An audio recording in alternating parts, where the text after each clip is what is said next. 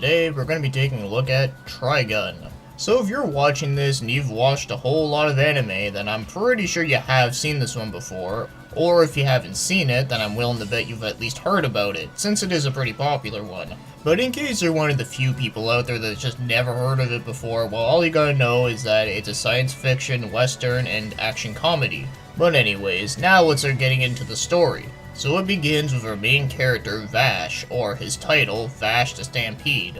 And since the setting of this show is a western style, Vash actually has a $60 million bounty on his head. So the main reason why he has a big target on his head is because apparently he leaves a big path of destruction and is considered an invincible killing machine.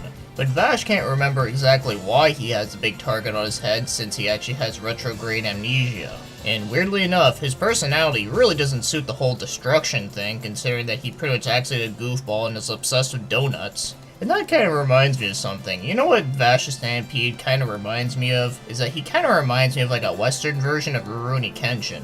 But only that Vash is just way more over the top. So Vash is pretty much a wanderer who's just trying to remember his memories. But on his adventure, he is not alone. He actually has two other people with him. And they happen to be Meryl and Millie. And they were originally two agents that were evaluating claims, but they end up traveling with him and end up knowing more about each other and so on. But one other character I should mention that also does travel along with them is Nicholas Wolfwood, who is a priest that uses a giant-ass cross as a gun.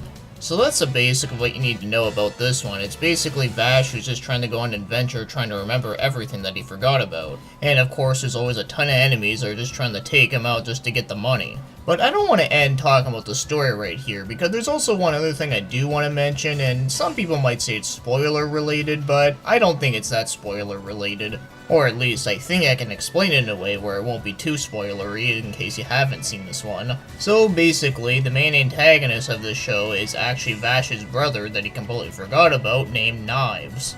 So Knives looks a lot like Vash, and he's also a psychopath that causes total mayhem. But Vash himself also does have a pretty crazy superpower that he can't really control over sometimes. So that's another reason why that he has such a big bounty on his head. And of course there's a whole reasoning behind the whole thing, but that's where I'm going to end talking about it. But one last other thing I will mention is that Knives does have a henchman, and he happens to be Legato.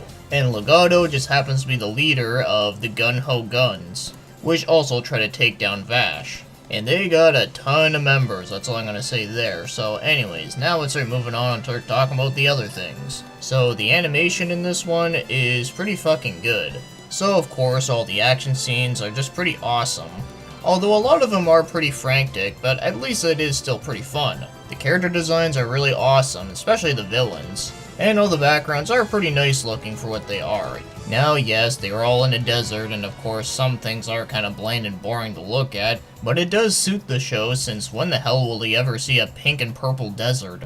Well, probably on a ZX Spectrum game, or I don't know, drugs, but that's as far as you'll probably get. But yes, overall, the animation is just really awesome. And now, as for the music in this one, the music is also pretty damn awesome. So not only does all the songs fit the tone, but I actually find a lot of them are very memorable, and of course some of them are kinda catchy. Also, the opening theme song sounds pretty badass. And to me, I find that the opening theme song kinda reminds me of something out of Dynasty Warriors, which is definitely not a bad thing. So as again, I really don't have any complaints about the music. So now, let's take a look at the voice acting, and all I have to say here is that the voice acting here is really freaking good. So Vash is being played by Johnny Young Bosch, which is always a great thing, and of course he does the role really well. He really knows how to act between serious and funny. And then Millie is being played by Leah Sargent, and she actually does do a pretty good job as her. Same thing goes for Meryl, but she's being played by Dorothy Fawn. And yes, she is indeed related to Melissa Fawn. And then Wolfwood is being played by Jeff Nimoy, who also suits the role really well. And then some of the rest of the cast that you get here is Richard Consino, Bryce Preppenbrook, Mona Marshall, Carol Stanzoin, Kirk Thornton, Dan Warren, Derek Prince, and Bridget Hoffman, just to name a few, and they all do a really good job. So at least we did get another good dub out of this one. Now, before I start talking about the score, one thing I do want to say is that I do have two issues with this show. So the first one I want to mention, which is kind of a minor thing, is that I do find this show is a little bit longer than it needed to be. Because I did find it did take quite a while just to get to the main point of the show. I think having 18 episodes would have been perfect, but that's just my opinion. But thankfully, while this show does take a while to get to the main point, at least this show is definitely not boring. So that's why I do consider it to be a minor thing. However, there's another thing that does intertwine with this. And that other thing happens to be the villains. And I'm talking about the Gung-Ho Gun specifically. So my main problem with them is that there's just way too many freaking members. And because of that, you really don't get to know a whole lot about them. It's kind of a shame since a lot of them have some really awesome character designs, and that's really the only thing about them that's really that memorable. But of course, the other villains like Knives and Legato are done well, but everyone else, yeah, like I said, they have some really cool designs, but other than that, they don't really have a whole lot going for them. So that's another reason why I do think the show could have been cut down a little bit, since some of them are just kind of unnecessary. Like you have the member Kane the Longshot, and all he does is he tries to snipe Vash, but then he gets his sniper broken, and as soon as Vash approaches him, he ends up shooting himself in the face. He doesn't even say a damn word. So I did find that to be a little bit disappointing. Of course, that's just one example. And I know what you're thinking, well, not every character has to have like a deep dark backstory. And yeah, that's quite true, but they could have at least given us like some personality other than, oh, I'm just gonna kill you kind of thing. But other than these few things, I really don't have any other issues about the show. So now, if I were to rate this one, I'm gonna give it an 8 out of 10. I still think the show is great, really enjoyable, really fun and funny, and I still do consider it to be a favorite of mine, but I don't consider it to be as big favorite of mine as I did many years ago.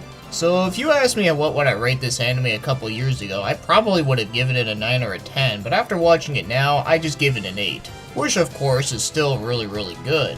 So maybe I wouldn't consider this to be like my huge favorite ones, like, you know, like Fist of the North Star, Cowboy Bebop, Berserk, Bubblegum Crisis, Rurouni Kenshin, and even the original Dragon Ball, just to name a few. I wouldn't consider this show to be like as good as those personally, but I do think it would be up there with some of the other ones that I do really like Hellsing, Hack Sign, Galaxy Express, and even Magical Knight Rayearth. Not that that's much of a downgrade, since they are still considered to be my favorites, just not my top favorites. So meaning that Trigun is still really fucking good.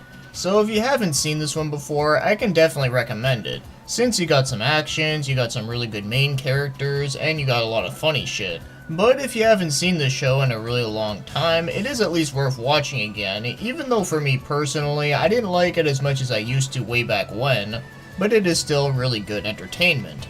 So not only did you get a review of Trigun, but as a bonus thing, you kinda got a top list of some of my favorite animes. Of course it is very vague, and of course it's not in order, but anyways, Trigun is still hell of a good time.